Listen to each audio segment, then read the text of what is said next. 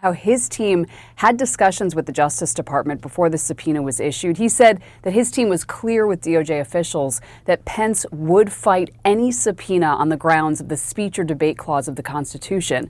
And the former vice president today really explained at length how his duties as president of the Senate on January 6th, in his view, precludes him from talking about his actions and discussions leading up to and on that day. Here he is. I'm going to fight the Biden DOJ's subpoena for me to appear before the grand jury because I believe it's unconstitutional and it's unprecedented.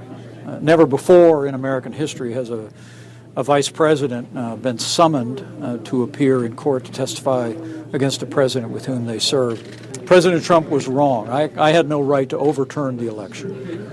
And as I've said, I've spoken out over the last 2 years and written extensively about those days. I think President Trump's words were reckless. I think they endangered me and my family and others at the Capitol, and I'm not hesitated to say so. That said, under the Constitution in this moment, I believe my duty is also clear, and that is the Constitution prohibits an executive branch from summoning anyone into court for their legislative actions or duties. And on the day of January 6th, I was acting as president of the Senate, presiding over a joint session described in the Constitution itself. And so I believe that that speech and debate clause of the Constitution actually prohibits the executive branch from compelling me to appear in a court, as the Constitution says, or in any other place.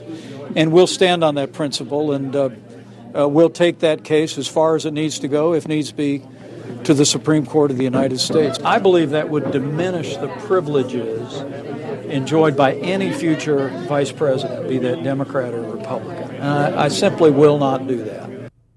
Now, Pence did acknowledge that he really has talked about this before. He wrote in his memoir about his interactions with former President Trump in the days leading up to January 6th, but he made clear he will not comply with that subpoena. He will not testify under oath about those same interactions because, as Pence sees it, it would just set a bad precedent here.